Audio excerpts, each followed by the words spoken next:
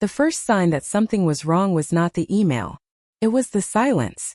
At 6:17 on a Tuesday morning, Conrad Lawson was sitting alone in a conference room on the 7th floor of Northbridge Industrial Supply, staring at a spreadsheet that refused to make sense. The building was almost empty. The cleaning crew had already finished their rounds, the coffee machine in the break room was still warming up, and outside the windows, the city was beginning its slow transition from darkness to morning traffic. Conrad preferred the office at that hour. There were no interruptions, no meetings, no people walking into his office asking for something they needed 5 minutes ago. Just numbers.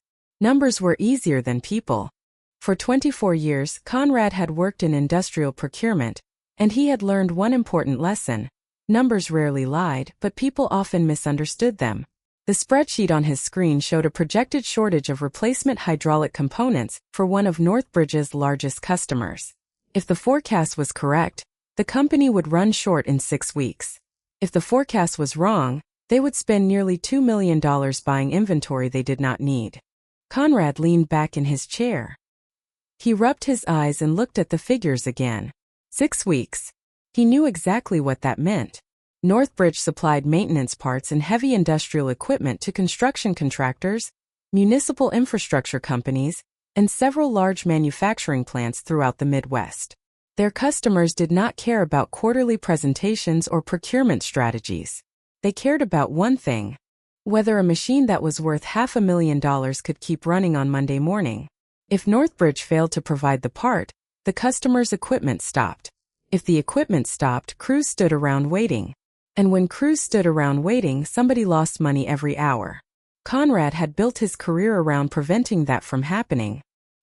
He had started at Northbridge when he was 28, working in the receiving department for a salary that barely covered the rent on his apartment.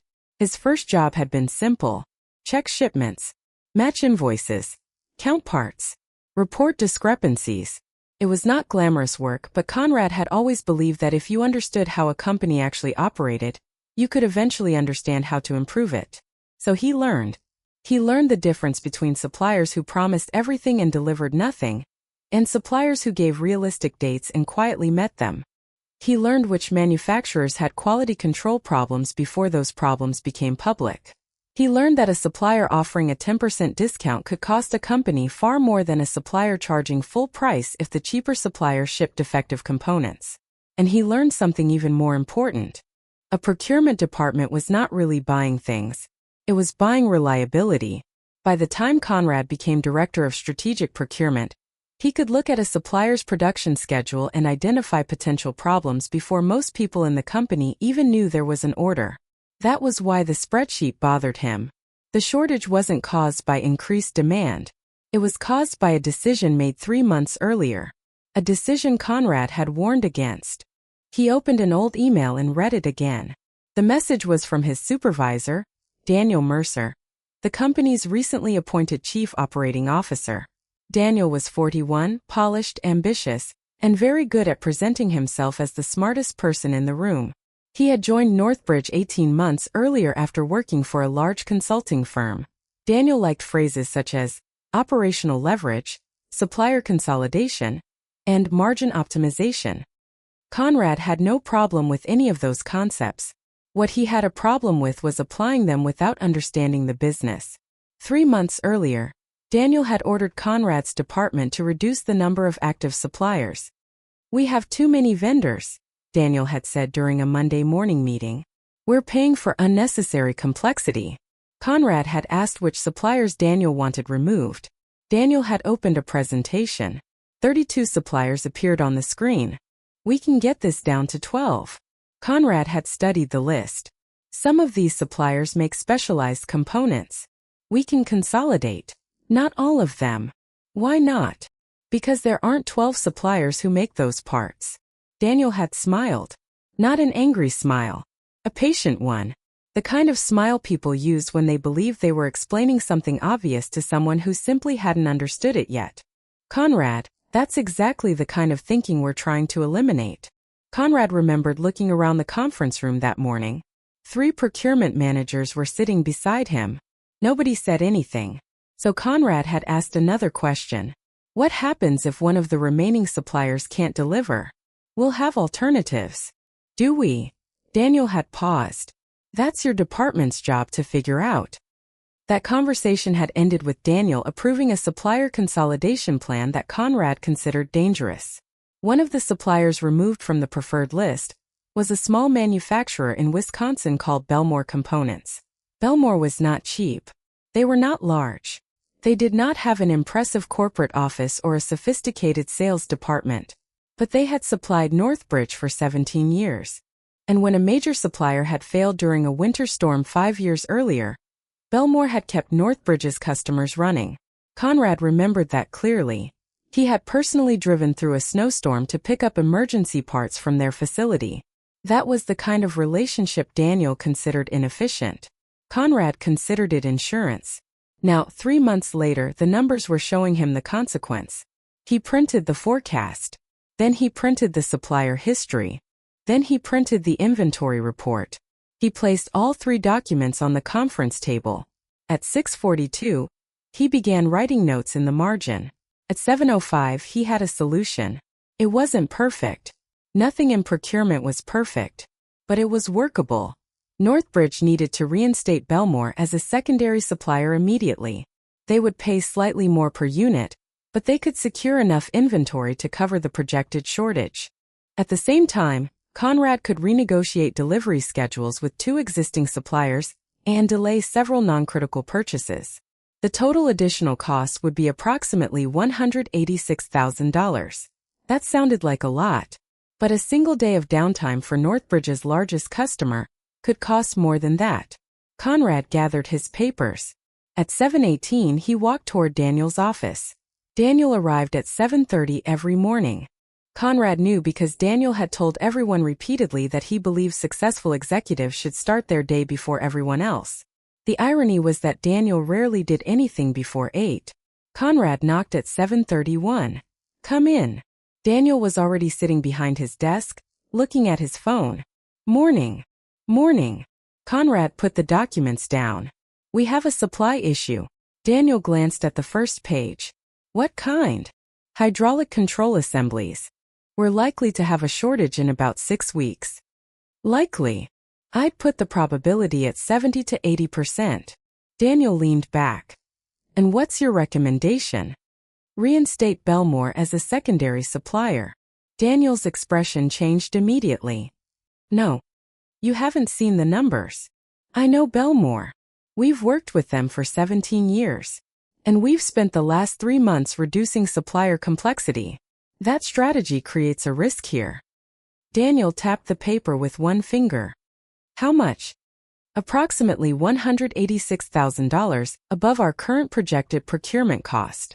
Daniel laughed softly. $186,000 to solve a problem that hasn't happened. To prevent a problem that is likely to happen. That's not how budgeting works. It's exactly how risk management works. Daniel looked at him. For several seconds, neither man spoke. Then Daniel pushed the papers back across the desk. "Find another solution. There isn't a cheaper, reliable one. Then find one." Conrad picked up the papers. "All right." Daniel returned to his phone. Conrad was almost at the door when Daniel spoke again. "And Conrad?" He turned. "Yes. Try not to make every operational problem into a crisis." Conrad nodded. "I'll keep that in mind." He left. At 7:46, he returned to his office. At 8:03, he called Belmore Components. The owner answered personally. Her name was Melissa Bell, and she had taken over the company from her father 7 years earlier. "Conrad Lawson," she said. "That's a name I haven't seen in a while. I need to ask you a favor." That's usually how these calls start. Conrad smiled despite himself. "Can you produce 1,200 hydraulic control assemblies over the next 8 weeks?" There was silence. Then Melissa said, Probably. I need to check our production schedule." "Could you do it?" "I didn't say that." Conrad waited. Melissa continued, "Give me until noon." "I'll give you until 11. She laughed. "Still impossible to work with." "Still reliable?" "Usually." They hung up. At 8:20, Conrad received an email from Daniel. Subject: Supplier Reduction Initiative, Immediate Update. Daniel wanted a report explaining why Conrad's department had not achieved the full supplier reduction target. Conrad stared at the email. Then he opened the procurement database. There were 47 active supplier relationships. Daniel wanted 12. Conrad knew that reducing the number to 12 would make the department look more efficient on paper. It would also remove relationships the company had spent years building. He began preparing the report. Not because he expected Daniel to change his mind, because Conrad had learned a long time ago that if something mattered, you documented it. Every decision, every warning, every assumption, every approval. That was not bureaucracy. That was professional survival. At 10:57, Melissa Bell called back. "We can do it." Conrad sat up. "All 1,200? Yes. 8 weeks. 7 if we prioritize it. Price." She gave him the number. It was higher than Northbridge's normal cost, but lower than the emergency market price Conrad expected if the shortage became public. "Send me the production schedule," he said. "You'll have it in an hour." "Melissa." "Yes. Thanks." There was a pause. "You've always treated us fairly, Conrad. That's why I'm saying yes." That sentence stayed with him. Not because it was flattering, because it reminded him of something Daniel seemed to have forgotten. Business relationships were built over years and destroyed in minutes. At 11:32, Conrad sent Daniel a revised procurement plan. He included the cost comparison, the risk analysis, Belmore's production schedule, and the projected financial impact of a supply interruption. At the bottom he added one sentence: "I recommend approving this as a contingency measure, while continuing to negotiate cost reductions elsewhere." Daniel replied 3 minutes later. "Approved." Conrad stared at the message. Then another email appeared. "However, I want you to understand that these decisions are exactly why we need a more disciplined procurement structure." Conrad didn't answer. He simply saved the email. 6 weeks later, the shortage happened. A major manufacturer in Ohio had a fire in its assembly facility. One of Northbridge's primary suppliers lost nearly 40% of its production capacity overnight. Orders were suddenly delayed. Customers began calling. By Monday morning, Northbridge had more than 300 machines waiting for components. Conrad's team started working before sunrise. He contacted every supplier. He rearranged delivery schedules. He moved inventory between warehouses. He negotiated emergency freight rates. And when the situation reached its worst point, Belmore began shipping. 1,200 assemblies arrived over the following 7 weeks. Northbridge never missed a major customer commitment. The CEO sent Conrad a short email. "Excellent work." Daniel sent him a different one. "Let's discuss why our contingency planning wasn't more efficient." Conrad read it twice. Then he closed his laptop. For the first time in 24 years at Northbridge, he seriously considered leaving. Not because he hated the company. He didn't. He hated the idea of spending the rest of his career proving the value of work that had already been proven. 2 weeks later, Daniel called him into his office. There was a folder on the desk. Conrad sat down. Daniel folded his hands. "We're restructuring procurement." Conrad looked at the folder. "How?" "Your position is being eliminated." The words were delivered calmly, professionally, almost politely. Conrad didn't speak. Daniel continued. "This isn't personal." Conrad looked at him. "No. It is a business decision. I understand. We're moving strategic procurement under operations." "I understand." Daniel nodded. Then he said something that Conrad would remember for a long time. "You've had a good run here." Conrad looked through the glass wall toward the procurement department. 24 years. Thousands of orders. Hundreds of supplier negotiations. Crisis after crisis. He thought about the first warehouse he had worked in. The old forklifts. The handwritten inventory sheets. The night shifts. The people who had taught him the business. Then he closed the folder. "Thank you for the opportunity." Daniel looked surprised. "That's it." Conrad stood. "What else should I say?" He walked out of the office carrying a cardboard box containing 24 years of his professional life. There was no dramatic confrontation, no shouting, no slammed doors.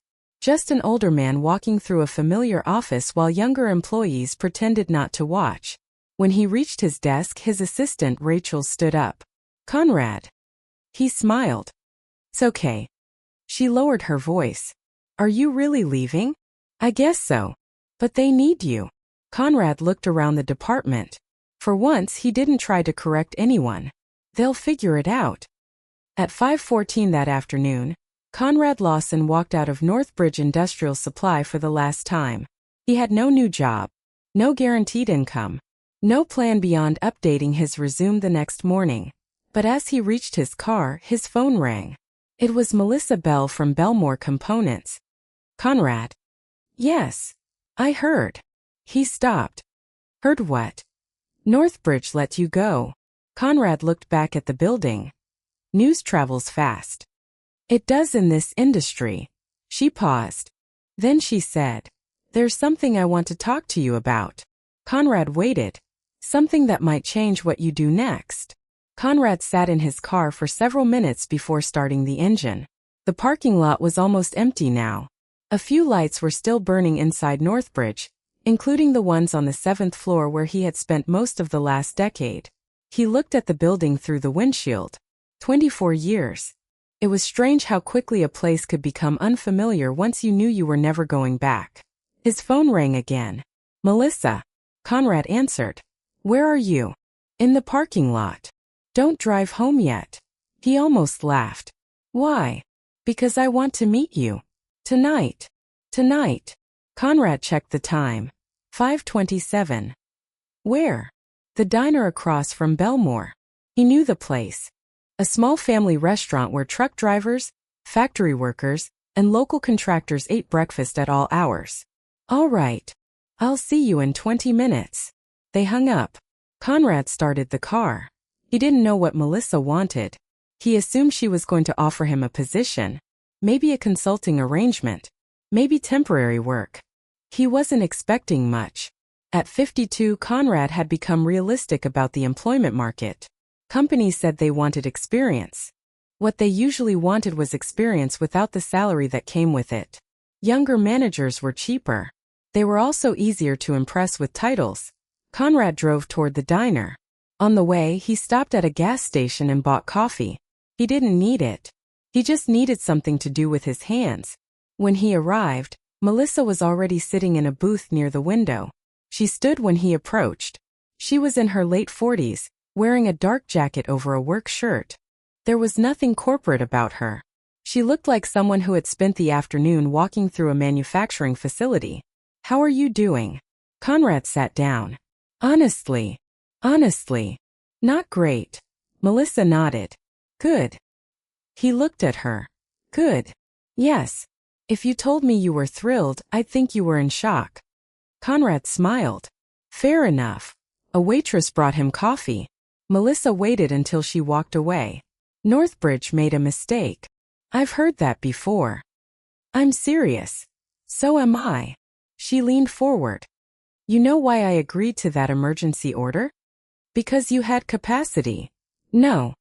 She shook her head. "Because you called me." Conrad said nothing.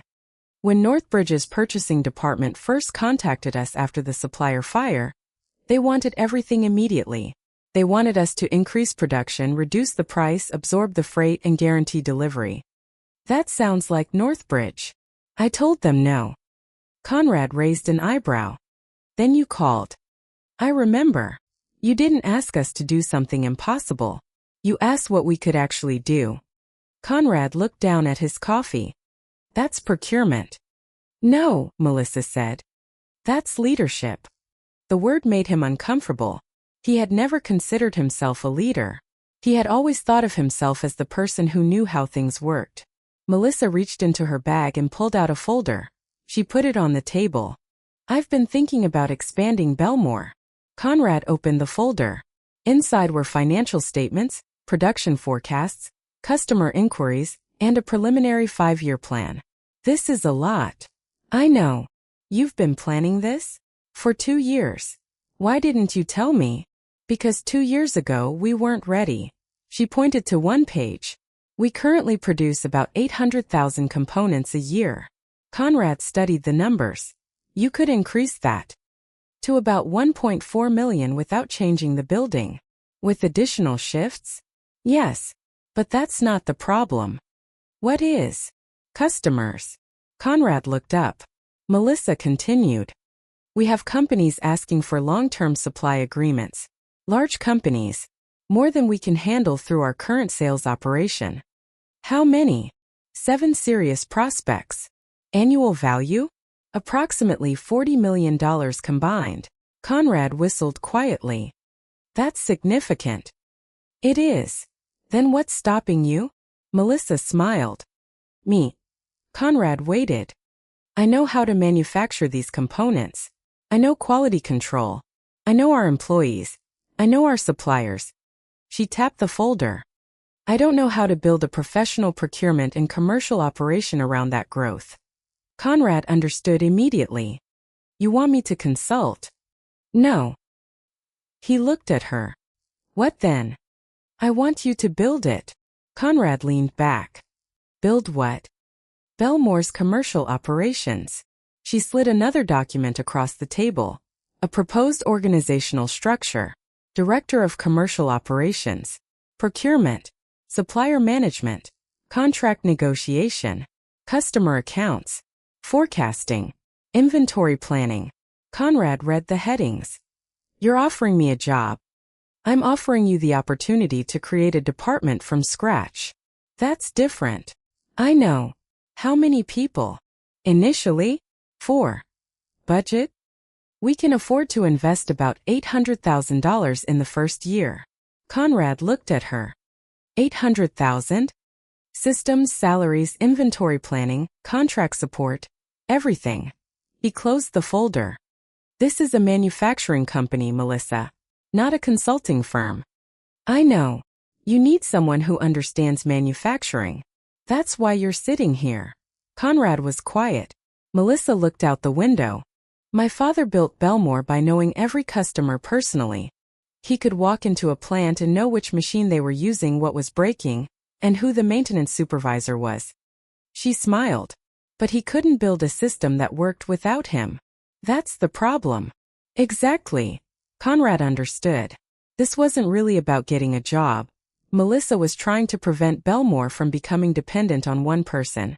She wanted to turn a successful family business into a company capable of growing, without destroying the things that made it successful. That was a problem Conrad knew how to solve. He opened the folder again. What salary? Melissa named a number. Conrad stared at her. It was lower than his Northbridge salary, but not dramatically lower. And bonuses? We can tie them to operating profit and contract performance. Benefits. Full. Travel. Some. How much? Maybe 2 weeks a month at first. Conrad frowned. That's more than I want. I assumed you'd say that. Why? Because you have a family. Conrad nodded. His daughter Emily was 21 and finishing college. His son Matthew was 18 and preparing to start university. His wife Laura had spent 24 years adjusting her life around his work. He didn't want to spend the next decade doing the same thing. I'd need boundaries, Conrad said. Such as? No calls after 7 unless there's a genuine emergency. Melissa nodded. Reasonable. No routine weekend travel. Fine. And I want authority. What kind? Real authority. Melissa smiled. I expected that. If I'm responsible for supplier strategy, I need control over supplier strategy. Yes. If I'm responsible for contracts, I need authority to negotiate them. Within approved limits. Obviously. And if we disagree? Conrad looked directly at her. We discuss it. And if we still disagree? Then I make the final decision. Melissa nodded. That's what I wanted to hear. Conrad closed the folder. I need time. How much? 3 days. You have 3. He stood. Thank you. Melissa stood too. Conrad. Yes. You don't have to accept because you feel grateful. I know. Good. He walked outside. The air was cold. For the first time since leaving Northbridge, Conrad felt something other than disappointment. Possibility. But he wasn't ready to say yes. Not yet. He drove home and told Laura everything. She listened from the kitchen counter while he explained the offer. When he finished, she asked one question. Do you want it? Conrad thought about it. Yes. Then what's the problem? I'm afraid. Laura smiled. Of what? Failing. You've spent 24 years worrying about failing at a job that wasn't yours. Conrad looked at her. She continued. Maybe it's time you were afraid of something worth doing. He laughed. You've been waiting 24 years to say that, haven't you? Pretty much. That night Conrad couldn't sleep. He opened his laptop. He began building a plan. Not for Belmore. For himself. He started with the most basic question. What would he do differently if he were responsible for the entire operation? The answer filled 3 pages. First, he would separate purchasing from supplier management. Second, he would establish actual supplier performance metrics. Not just price. On-time delivery. Quality. Response time. Capacity. Financial stability. Recovery performance during disruptions. Third, he would create a rolling 12-month demand forecast. Fourth, he would establish minimum inventory levels for critical components. Fifth, he would stop treating every customer as equally important. Not because some customers mattered more as people. Because some contracts carried significantly higher operational risk. Sixth, he would create a formal escalation process. If a supplier missed a critical delivery, someone needed to know within hours, not days. By 2 a.m, Conrad had written 19 pages. At 2:14, Laura walked into the room. You're supposed to be sleeping. I know. You're working. I'm planning. There's a difference? Apparently. She looked at the screen. Are you going to take the job? Conrad smiled. I think I already have. 3 days later, he met Melissa at Belmore's main facility. She introduced him to the management team. There was no polished presentation. No corporate welcome package. No staged photographs. They walked directly onto the production floor. Conrad liked that. The facility was smaller than Northbridge's central warehouse, but it was well maintained. Machines were organized. Workstations were labeled. Finished components were stored separately from parts awaiting inspection. Conrad noticed something else. The production supervisor, a man named Eric Dalton, was checking a clipboard while standing beside a machining center. Melissa introduced them. Eric shook Conrad's hand. You're the procurement guy. Former procurement guy. Same thing. Conrad smiled. Eric pointed toward a pallet. Those are late. Conrad looked. Why? Steel delivery. How late? 2 days. Supplier. Midwest Alloy. Why didn't I know? Eric looked at Melissa. She looked at Conrad. Conrad understood. This was exactly why he had been hired. The company had information. It just wasn't connected. How often does this happen? Conrad asked. Every few weeks. Who follows up? Whoever notices. Conrad nodded. That would change. He spent the rest of the morning walking through the plant. He spoke with machine operators. He spoke with quality control. He spoke with shipping. He spoke with accounting. He asked the same question repeatedly. What makes your job harder than it needs to be? The answers were surprisingly consistent. Orders changed without warning. Customers wanted different documentation. Suppliers didn't always communicate delays. Sales promised delivery dates without checking production capacity. Inventory information was scattered across different systems. Nobody had a complete view. At noon, Conrad sat down with Melissa. I'll take the job. She smiled. Good. But I want to start immediately. Monday. Tomorrow. Melissa laughed. You haven't even signed the contract. Then give me the contract. He spent the next 6 months rebuilding Belmore's commercial operation. It was harder than he expected. There were no dramatic breakthroughs. No overnight transformation. Just hundreds of small problems. He hired a procurement manager named Jasmine Reed, who had spent 8 years working for an automotive supplier. He hired a supply planner named Owen Price. He brought in a contract specialist named David Chun. And he promoted a customer service coordinator, Maria Alvarez, into a role overseeing order management. Conrad made one rule clear from the beginning. Nobody was allowed to hide bad news. If an order was late, they reported it.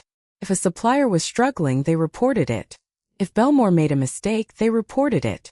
He told the team, "I don't care who caused the problem. I care whether we know about it early enough to fix it." Some employees loved the approach. Others didn't. One supplier manager eventually complained to Melissa. "Conrad asks too many questions." Melissa smiled. "That's why I hired him." The first major test came in November. A large construction equipment manufacturer called Harlan Machinery approached Belmore about a 3-year supply agreement. The contract was worth approximately $28 million. Could transform the company. Could also destroy it. The production requirements were aggressive. The delivery penalties were severe. And Harlan wanted price reductions every year. Melissa was excited. Conrad wasn't. He spent 2 days analyzing the proposed agreement. Then he called a meeting. "We shouldn't sign this." Melissa stared at him. "Why?" "The revenue is attractive." "That's an understatement." "But the contract shifts too much risk onto us." He highlighted several clauses. "If Harlan changes its forecast, we're still responsible for maintaining capacity." "That's normal." "Not at this volume." He pointed to another section.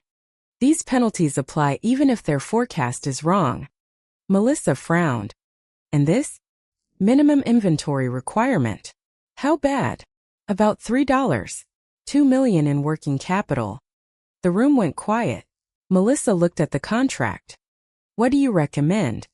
"Counteroffer." "Will they accept?" "Maybe. And if they don't?" "We walk away." That was the first time Melissa truly understood why Conrad was different from the people who had worked in the company's commercial department before him. He wasn't trying to win every deal.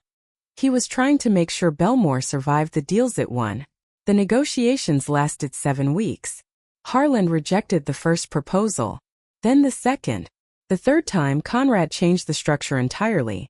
Instead of agreeing to unlimited capacity obligations, Belmore would guarantee a defined production range. If Harlan exceeded that range, pricing would adjust. If Harlan reduced demand below an agreed threshold, Harlan would pay a capacity reservation fee. It was not a perfect contract, but it was balanced. Harlan accepted. The final agreement was worth $24. $6 million over 3 years. Less than the original proposal, but significantly more profitable. Melissa signed it herself. Afterward, she walked into Conrad's office. "You just turned down $4 million. On paper." She put the contract on his desk. "And made us more money. That's the idea." She smiled. "You're good at this." Conrad looked at the production schedule on his screen. "I know." It was the first time he had ever said those words without embarrassment. Over the following year, Belmore grew. Not recklessly. Carefully. They added a second shift. They invested in 2 new machining centers. They hired 12 additional employees. Revenue increased by 38%. But the biggest change wasn't financial. It was operational. Belmore no longer depended on Melissa knowing every customer. The business had systems, forecasts, supplier scorecards, contract controls, inventory thresholds, escalation procedures, and a team capable of making decisions. Conrad had built exactly what Melissa had asked for. Then one afternoon, an email arrived from Northbridge. The sender was Daniel Mercer. The subject line was simple: potential partnership. Conrad opened it. Daniel wanted to discuss Belmore becoming a strategic supplier to Northbridge again. Conrad read the message twice. Then he leaned back. For a moment he felt the old anger. Then it disappeared. He wasn't angry anymore. He was curious. He forwarded the email to Melissa. Her response arrived 5 minutes later. "Interesting." Then another message. "Do you want to handle it?" Conrad looked at the screen. This was the moment he had not expected. Northbridge needed Belmore. And Belmore no longer needed Northbridge. Conrad picked up the phone. "Let's see what they have to offer." The next morning, Daniel Mercer walked into Belmore's conference room. He looked almost exactly the same. Expensive suit, confident posture, carefully controlled smile. But there was something different. He wasn't sitting behind his desk anymore. He was sitting across from Conrad Lawson. And this time Conrad was the one holding the contract. The conference room at Belmore was not large enough for the meeting Daniel Mercer had requested. Conrad had noticed that immediately. There were 8 people around the table, and Daniel had brought 3 executives from Northbridge. Melissa sat at the head. Conrad sat to her right. Across from them sat Daniel. He had changed since Conrad had last seen him. Not dramatically, just enough. His suit was still expensive. His watch was still more expensive than most people's monthly mortgage payments. His hair was still perfectly arranged. But the confidence had cracks in it. Conrad noticed because he had spent years watching people during negotiations. Daniel looked at the presentation folder in front of him. We're very interested in rebuilding the relationship between Northbridge and Belmore. Conrad almost smiled. Rebuilding. That was an interesting word. Melissa folded her hands. Why? Daniel hesitated. Because Belmore has demonstrated that it can support our requirements. That's not what I asked. Daniel looked at her. Melissa continued. Why now? There was silence. Finally, Daniel said, our supply strategy has changed. Conrad knew that wasn't the whole truth. Northbridge had lost 2 major suppliers over the previous year. Their procurement consolidation program had failed. Several customers had complained about delivery delays. And the company had recently lost a large municipal contract because it couldn't guarantee parts availability. Daniel needed Belmore. Not because he suddenly appreciated the company, because he had run out of alternatives. Conrad opened the folder Daniel had provided. The proposal was straightforward. Northbridge wanted Belmore to become a preferred supplier for several hydraulic components. 3-year term. Annual volume commitments. Price reductions tied to volume. Standard payment terms. Conrad read the numbers. Then he looked at Daniel. Why are the payment terms 60 days? Daniel smiled. That's our standard. They weren't our standard when Belmore supplied Northbridge before. They are now. Conrad closed the folder. Then we're not interested. Daniel's expression tightened. We haven't discussed the rest of the proposal. The rest of the proposal doesn't matter if the cash flow structure doesn't work. We can negotiate. Then let's negotiate. Daniel leaned back. This was the part Conrad remembered. Daniel always became more pleasant when he was losing an argument. Conrad, I think we're approaching this from the wrong perspective. How? This isn't personal. Conrad almost laughed. I know. Northbridge is offering Belmore substantial volume, and Belmore is offering Northbridge reliable supply. Exactly. So we're negotiating between equals. Daniel didn't answer. Melissa looked at Conrad. He continued. Belmore can support the volume, but the contract needs to reflect actual operating risk. He opened a document. We're willing to guarantee a minimum annual quantity. Daniel nodded. Good. But we won't hold unlimited inventory for Northbridge without compensation. That's standard. It's not financially responsible. Daniel frowned. We've always worked that way. That's why you're here. The room became quiet. One of the Northbridge executives looked down at the table. Daniel's jaw tightened. Conrad could see the old Daniel returning. The man who believed disagreement was insubordination. But this time Conrad didn't work for him. Daniel took a breath. What would you propose? Conrad slid a document across the table. Quarterly forecasts with a rolling 12-month horizon. Firm orders locked 90 days in advance. Capacity reservations for anything beyond the agreed production range. 30-day payment terms. 30 days isn't possible. Then 45. 60. 45. Daniel shook his head. Conrad. Daniel. They looked at each other. It was strange. For years of working together. Hundreds of meetings. Dozens of arguments. And now the entire relationship had been reduced to 2 people negotiating a number. Melissa watched quietly. Daniel finally said, 45. Conrad nodded. Fine. Daniel looked surprised. That's it. That's it. You're not going to push for 30? No. Why? Because 45 is workable.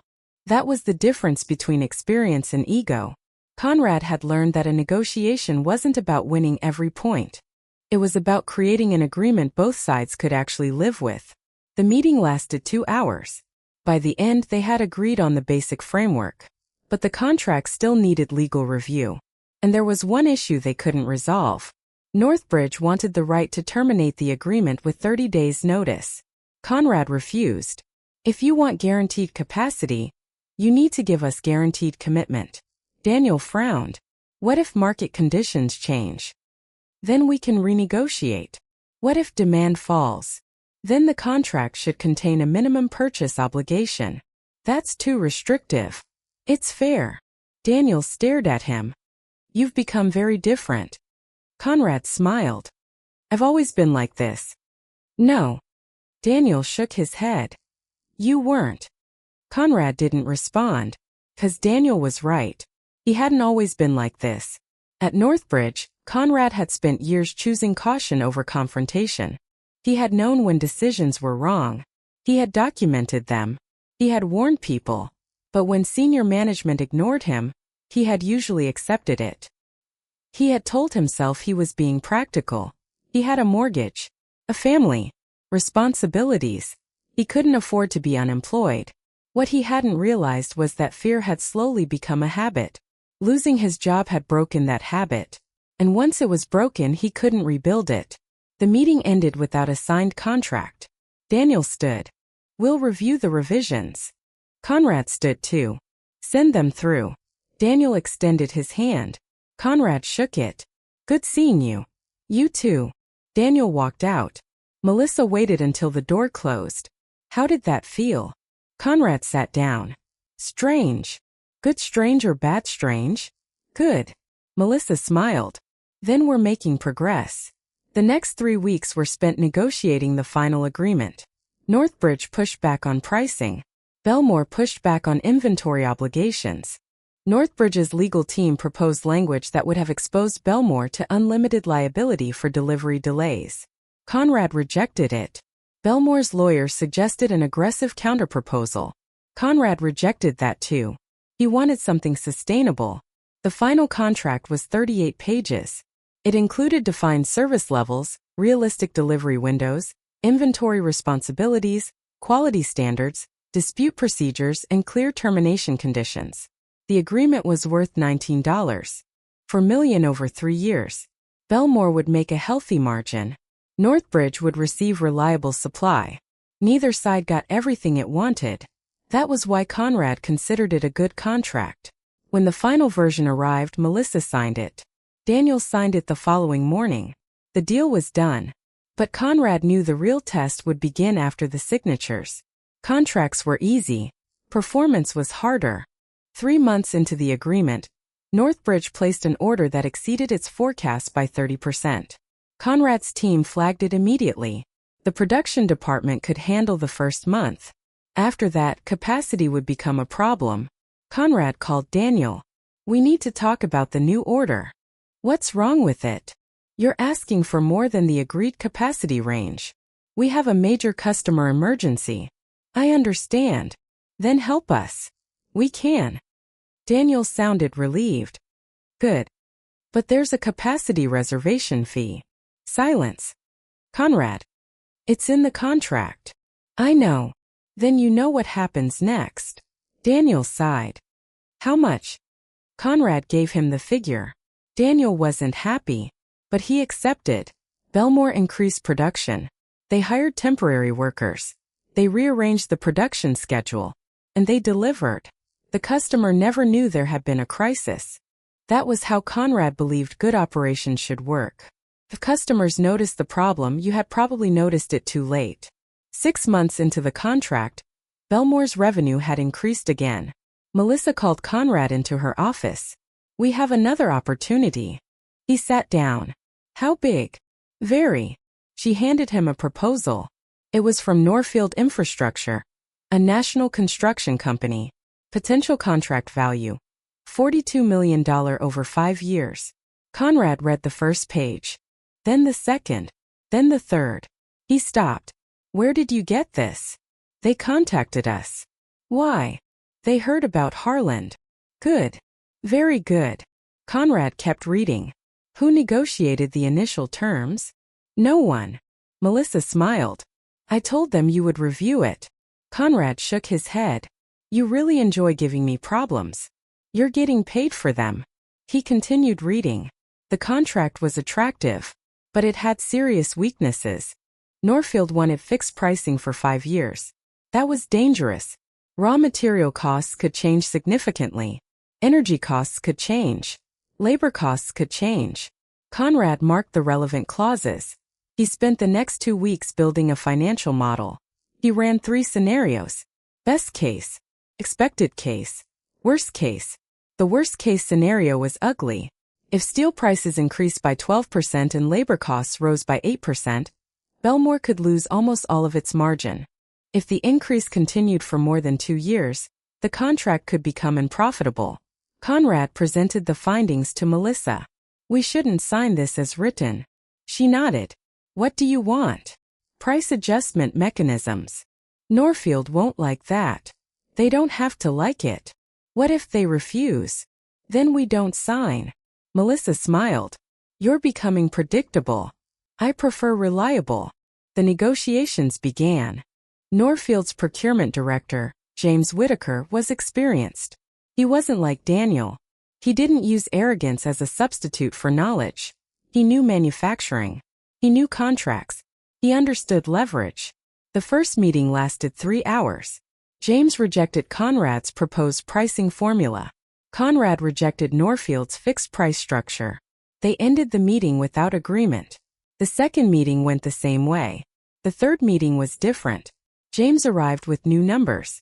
We're willing to discuss material cost adjustments. Conrad nodded. But not labor. Why? Because labor is your problem. Conrad smiled. Then volume variability is your problem. James laughed. Fair. They negotiated for another hour. By the end, they had developed a structure both sides could accept. Belmore would absorb normal cost variation. If steel prices moved beyond an agreed threshold, prices would adjust. If Norfield increased annual volume above the agreed range, pricing would improve. If Norfield reduced volume below the minimum commitment, it would pay a capacity reservation fee. The contract became balanced. 5 months later, Norfield signed. $41 million over 5 years. Belmore's largest contract in company history. But Conrad didn't celebrate immediately. He knew what came next. Growth. Growth created pressure. Pressure created mistakes. And mistakes created opportunities for competitors. So he changed Belmore again. He introduced monthly operational reviews. Every department attended. Sales, procurement, production, quality, finance, shipping. No department was allowed to blame another. They had to identify the problem and propose a solution.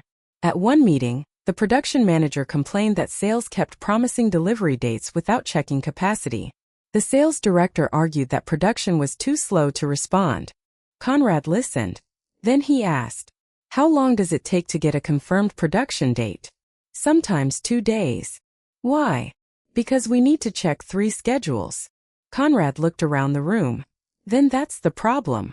They built a shared scheduling system. The next month, confirmation time dropped from 2 days to 3 hours. It wasn't revolutionary. It was simply organized. That was Conrad's strength. He didn't believe businesses needed more slogans. They needed fewer unnecessary problems. By the end of his second year at Belmore, the company had grown from 48 employees to 73. Revenue had nearly doubled, but employee turnover remained low. That mattered to Conrad. He had seen companies grow by burning people out. He didn't want Belmore to become one of them. He introduced predictable shifts, cross-training, paid technical certifications, clear promotion paths, and one rule that became popular throughout the plant. Nobody should have to work 12 hours to compensate for a process that management refused to fix. Melissa supported him. Sometimes she disagreed. Sometimes they argued. But they never went back to the old system where important decisions lived inside one person's head. Then, late one Friday afternoon, Conrad received a phone call from Northbridge. It wasn't Daniel. It was the company's CEO. Conrad recognized the voice. "Mr. Lawson?" "Yes. This is Richard Hale." "I know." Richard paused. "I'd like to speak with you about something confidential." Conrad looked through the window of his office. Employees were beginning to leave for the weekend. "What kind of thing?" "Northbridge is considering a strategic acquisition." Conrad frowned. "Of Belmore?" "No." Richard hesitated. "Of another company." "Okay. And I want your opinion." Conrad almost laughed. 2 years earlier, nobody at Northbridge had wanted his opinion. Now the CEO was calling him directly. "What do you need to know?" Richard explained. Northbridge was considering acquiring a competing supplier. The company had strong manufacturing capacity, but weak commercial management. Richard believed Belmore's growth model could provide a blueprint for integration. He wanted Conrad to advise Northbridge, not as an employee, as an external consultant. Conrad was silent. Then he asked, "Why me?" Richard answered honestly, "Because you built something we failed to build." Conrad looked at the clock. 5:42. He thought about the office he had left 2 years earlier. The cardboard box. The parking lot. The feeling that his career was over.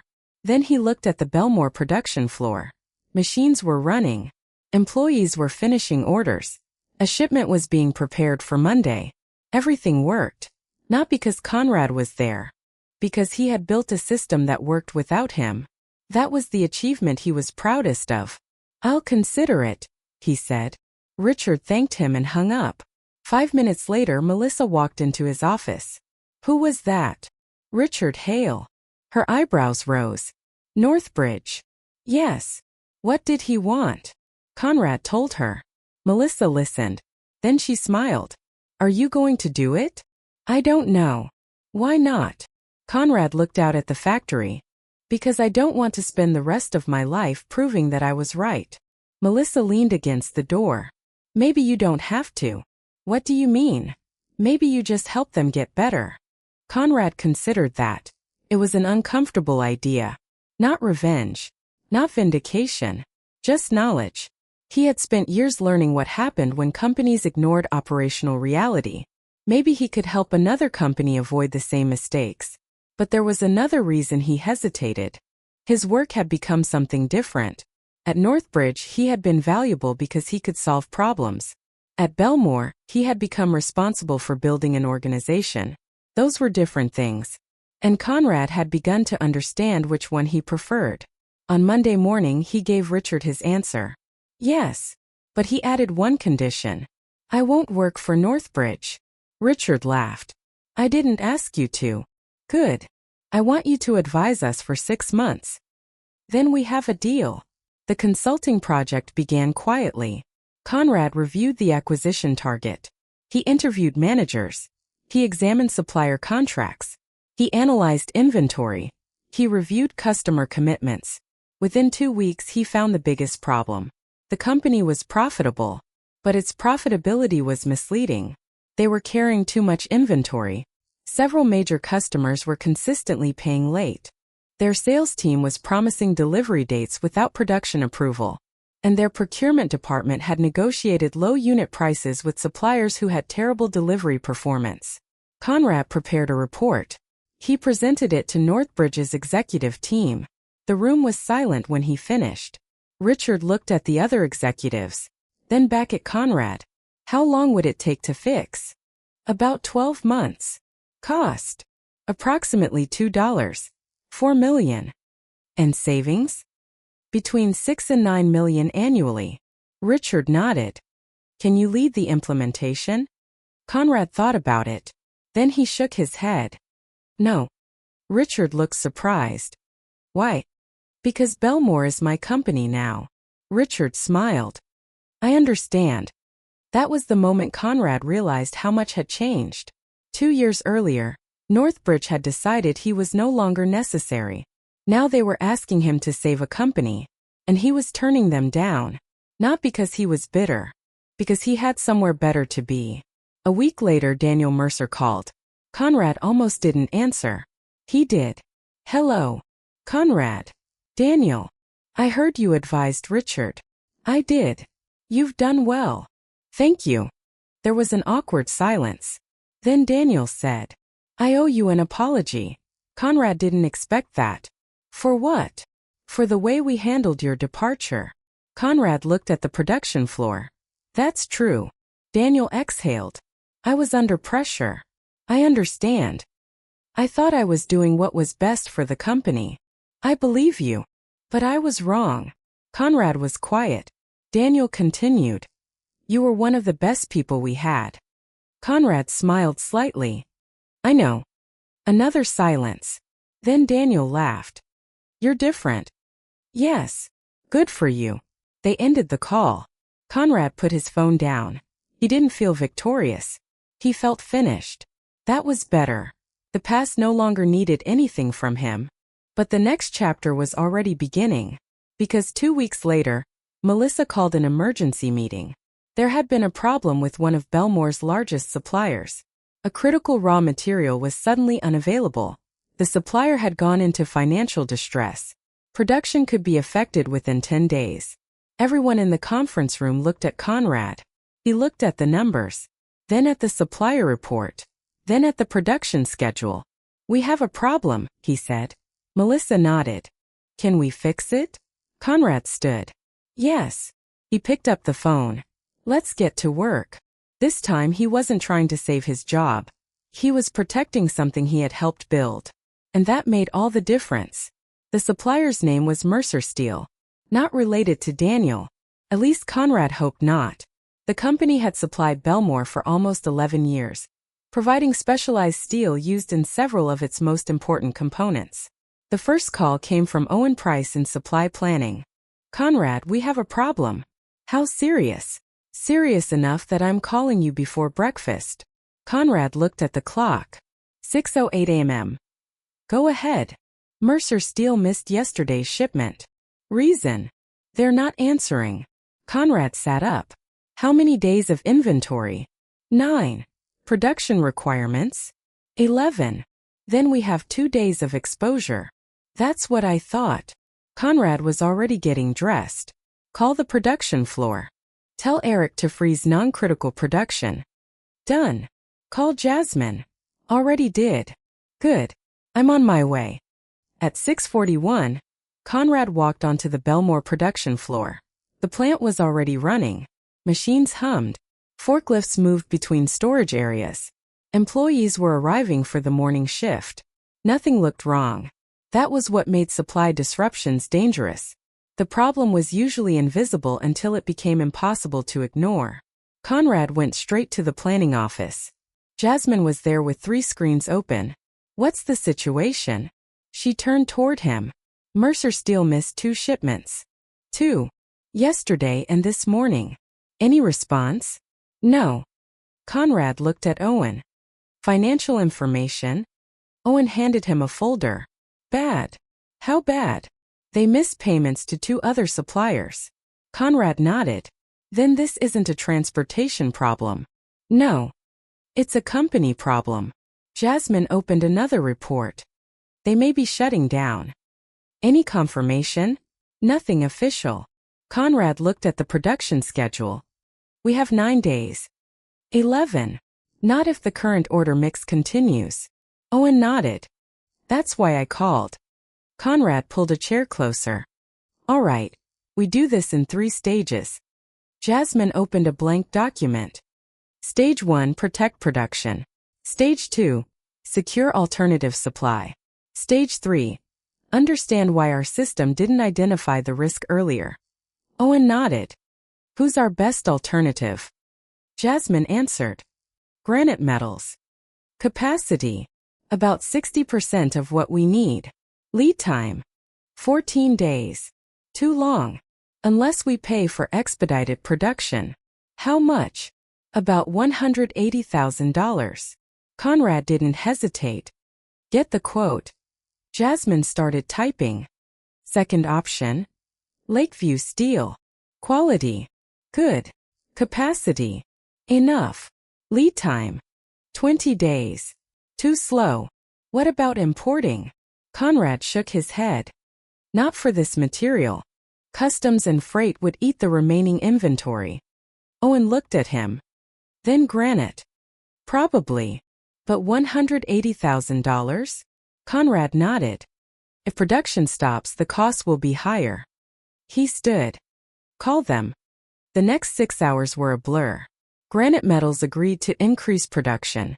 Belmore paid for expedited processing. 2 other suppliers agreed to shift their delivery schedules.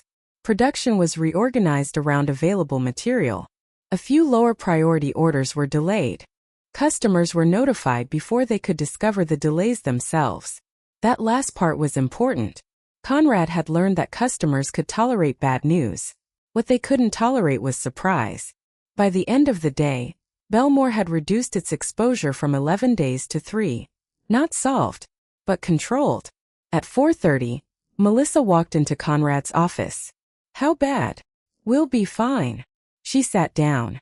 You said that too quickly. Conrad smiled. Because I already have the numbers. He showed her the revised plan. She read it. Cost? About $220,000. Can we absorb it? Yes. Then why do you look unhappy? Conrad leaned back. Because this shouldn't have surprised us. Melissa understood immediately. Mercer Steel? Yes. They were in trouble. Apparently. Could we have known? Yes. She waited. Conrad continued. We had 3 warning signs. He pointed to the supplier report. Late shipments. He pointed to the financial summary. Delayed payment information. Then the supplier scorecard. And declining response times. Melissa looked at him. Why didn't the system flag them? Because we weren't monitoring financial stability closely enough. She nodded slowly. That's on me. It's on all of us. Conrad stood. Tomorrow we'll fix it. They did. Over the next month, Conrad's team rebuilt Belmore's supplier risk system. They established financial monitoring. They introduced supplier health scores. They created backup sourcing plans for every critical component. No single supplier could now account for more than a defined percentage of production capacity without executive approval. They also created what Conrad called the 10-day rule. If a critical supplier could not provide confirmed delivery within 10 days, the procurement team had to activate contingency planning. It wasn't complicated. It was practical. 6 months later, another supplier failed. This time Belmore knew about it before the supplier called. The backup contract was activated automatically. Production continued without interruption. Melissa walked into Conrad's office afterward. You know what I like most? What? We didn't panic. Conrad smiled. That's the goal. You're turning us into a boring company. Successful companies are often boring. She laughed. That's probably true. 3 years after Conrad left Northbridge, Belmore was no longer the small manufacturer Melissa had inherited. The company had 96 employees. Revenue had increased substantially. Its products were being used on infrastructure projects across several states. The company had opened a second production facility, but Melissa refused to call it a corporation. She still walked the plant every morning. She still knew the employees by name. She still ate lunch in the same cafeteria. And Conrad still insisted that growth should never come at the expense of operational discipline. Then came the biggest opportunity of his career. A national infrastructure contractor wanted Belmore to become its primary supplier. The potential agreement was worth more than $80 million over 5 years. It was larger than anything Belmore had ever signed. The sales team was excited. Finance was excited. Melissa was excited. Conrad was cautious. He spent 3 weeks analyzing the contract. The volume was enormous. The customer was financially stable. The payment terms were acceptable. The pricing structure was reasonable. But there was one problem. The customer wanted Belmore to build a dedicated production line. Estimated investment, $8. $5 million. Conrad called a meeting. We need to slow down. Nobody liked hearing that. The sales director frowned. We've been negotiating this for months. I know. What's the issue? Capital exposure. Melissa looked at him. Explain. If we build the line, we become dependent on this contract. The room went quiet. Conrad continued. If they cancel after 2 years, we're left with a specialized facility that may not have another customer. What are the odds? That's the wrong question. Melissa nodded. What is the right question? Can we survive if it happens? No one answered. Conrad had learned that good business decisions weren't about predicting the future. They were about making sure uncertainty didn't destroy you. He proposed a different structure. The customer would commit to a minimum volume. They would pay part of the equipment cost up front. Belmore would own the production line.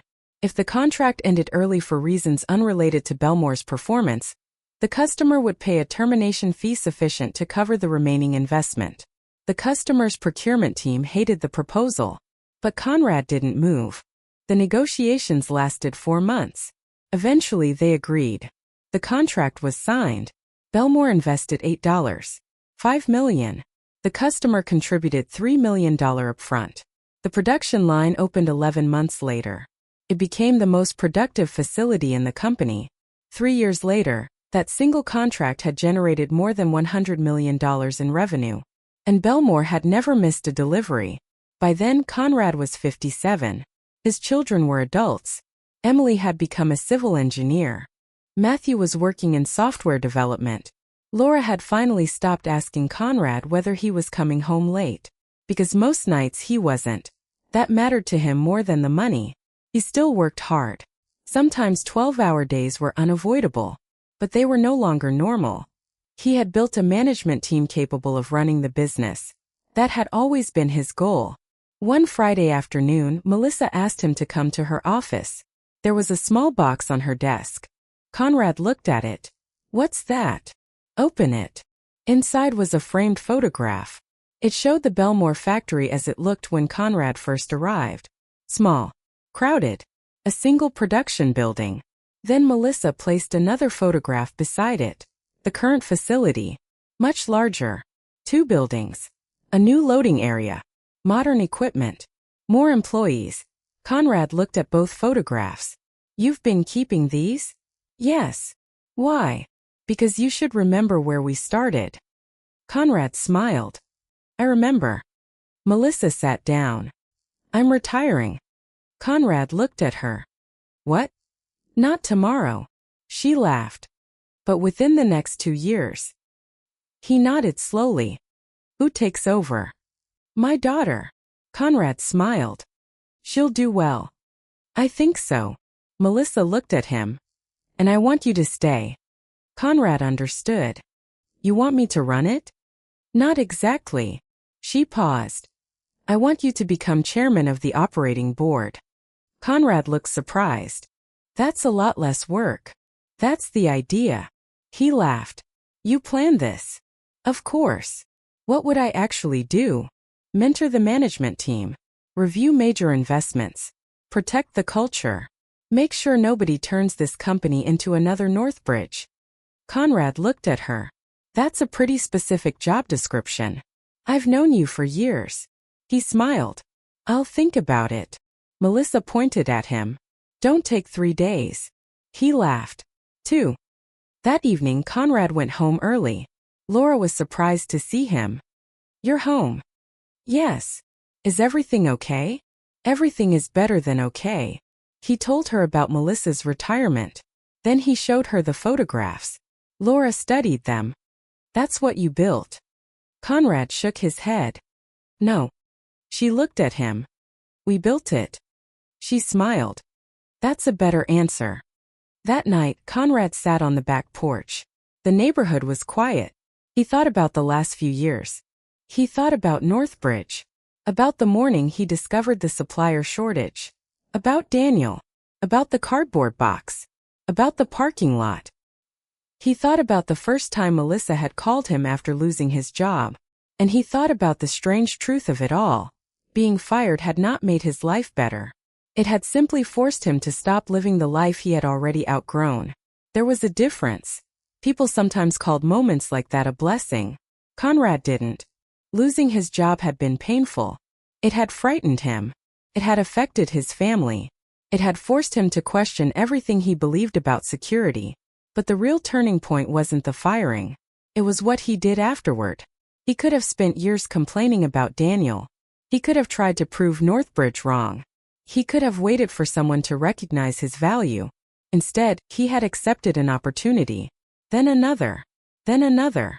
And eventually, the work had become bigger than the insult. That was what success actually looked like. Not revenge. Not humiliation. Not watching an old employer fail. Just building something so useful that the past became irrelevant. A week later, Conrad returned to Northbridge for the first time in 3 years. Not as an employee. Not as a consultant. As the chairman of Belmore's operating board. Northbridge had invited him to discuss a new long-term supply agreement. The meeting took place in the same 7th-floor conference room where he had once sat at 6 in the morning looking at a shortage forecast. The room looked smaller now. Daniel was not there. He had left Northbridge the previous year. Richard Hale was still CEO. He stood when Conrad entered. "Good to see you." "Good to see you too." They shook hands. Richard gestured toward the table. "Please." Conrad sat down. The contract discussion lasted 90 minutes. There was no drama. No insults. No speeches. Just business. When it was over, Richard looked at him. "I want to say something." Conrad waited. "You were right about the supplier strategy." Conrad nodded. "I know." Richard smiled. "I figured you'd say that." "Sorry." "No." Richard shook his head. "Don't apologize." They both laughed. After the meeting, Conrad walked through the hallway. His old office was still there. Someone else was using it. His name was gone from the door. The desk was different. The furniture was different. The person inside didn't know who he was. And Conrad realized that he didn't care. He continued walking. Outside the building, he stopped for a moment. The same parking lot. Different life. He got into his car. His phone buzzed. It was Melissa. "How did the meeting go?"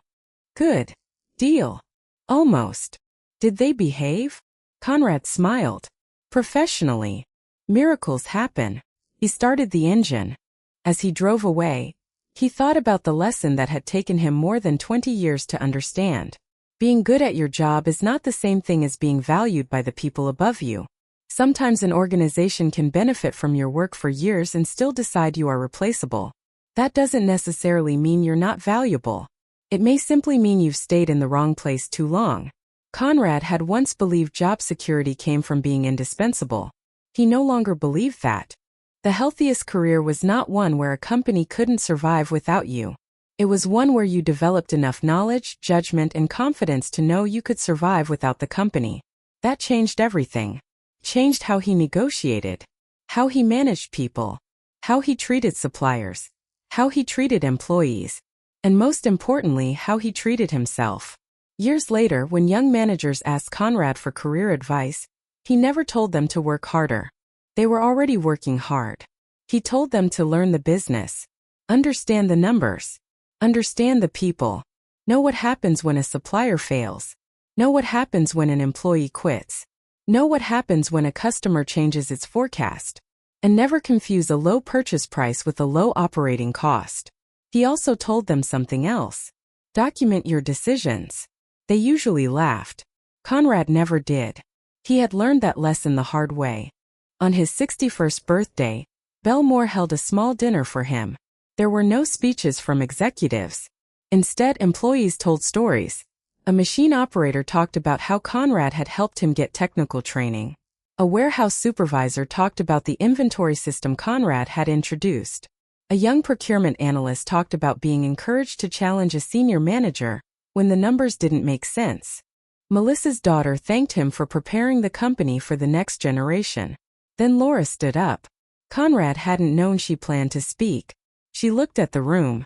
"My husband spent 24 years at a company that benefited from everything he knew." She paused. Then they let him go. The room became quiet. Laura smiled. And that was probably the best thing that ever happened to him. Conrad looked down. People laughed softly. Laura continued. "Not because losing a job is good." She looked at Conrad. but because sometimes you don't realize you're standing in the wrong place until somebody pushes you out. The room applauded. Conrad shook his head, smiling. Later that night, after everyone had gone home, he stood outside the Belmore facility. The lights were still on. A night shift was working inside. Machines were running. Orders were being prepared. Somewhere in the building, someone was checking a shipment against an invoice. Another employee was updating a production schedule. A supervisor was solving a problem before it became a crisis. It was ordinary work. That was what Conrad loved about it. No speeches. No dramatic victories. Just people doing their jobs well. He thought about the man he had been when he left Northbridge. 52. Angry. Embarrassed. Afraid. He had thought losing his position meant losing his value. He had been wrong. A job was something you did. It wasn't who you were. Your title could disappear in an afternoon. Your company could restructure.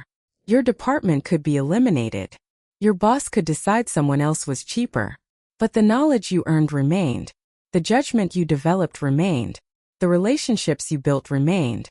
And if you used those things properly, you could build again. Conrad Lawson had learned that after 24 years of employment. He had spent the next 9 years proving it. He never got revenge on Northbridge. He didn't need to. Northbridge became just another customer. Daniel became just another name from an old chapter. The firing became a story he told occasionally when someone asked how Belmore had grown. And Belmore became something much more important.